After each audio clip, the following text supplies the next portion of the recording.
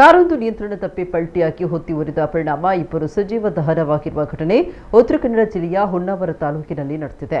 Car ಮರಕ್ಕೆ ಡಿಕ್ಕಿ ಹೊಡೆದು ಕಂದಕಕ್ಕೆ ಬಿದ್ದಿರುವ ಸಾಧ್ಯತೆ ಮೇಲ್ನೋಟಕ್ಕೆ ಕಂಡುಬಂದಿದೆ. ಕಾರಿನ ನಂಬರ್ ಪ್ಲೇಟ್ ಕೂಡ ಬೆಂಕಿಯಲ್ಲಿ ಸುಟ್ಟು ಹೋಗಿದೆ. ಹೀಗಾಗಿ ಕಾರು ಮತ್ತು ಕಾರಿನಲ್ಲಿದ್ದವರ ಗುರುತು ಪತ್ತೆಗೆ ಪೊಲೀಸರು ಮುಂದಾಗಿದ್ದಾರೆ.